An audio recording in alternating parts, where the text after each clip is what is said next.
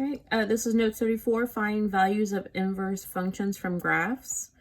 And we're going to look at how to find values of inverse functions from graphs. So the function f of x is invertible, and we want you to find f inverse of 0.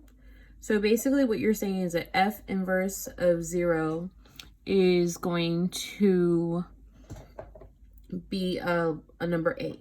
So when we look at the inverse, we're actually saying that 0 is a y value. And what we're looking for is going to be the x value. Okay, so that means that if I look for 0 on the y-axis, I'm going to connect it to the x value. So in this case, I'm going to use a highlighter, and my 0 connects to the line, and this happens to be 3. So when we are explaining it, when we say f of -1 of 0, it's going to equal 3. Another way you may say it would be the original function at 3 is equal to 0. So remember, you're just going to switch the domain with the range. Okay, example 1, the function f of x is invertible, find f inverse of -9. So you're saying that y equals -9, and you're looking for x. And this is the function.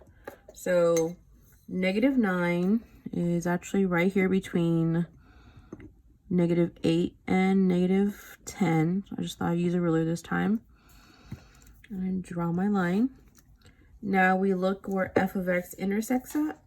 That's going to be a 0, so that's 0, -9. And your x is going to be 0. So when you're finding the solution, f inverse of -9 equals 0.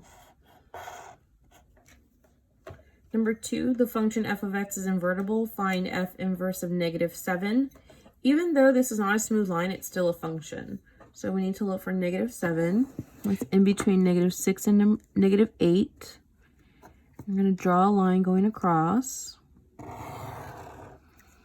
So when your y equals -7, you're looking for your x, basically. So x would be, it looks about right here. So f and -7 is about 8.5. So I would say -8.5.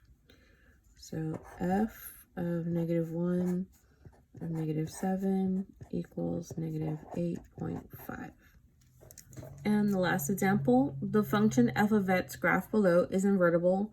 Find f inverse of 10. So your y equals 10 and your x is going to equal some number. I know that these are dots on the page, but you're still going to have to try and find the ordered pair. So if I go where 10 is, I'm going to draw the line going across. And I have a dot right here, and it reads -2, 10. So my x is going to be -2. So f -1, or f prime of 10 equals -2. And that's your solution.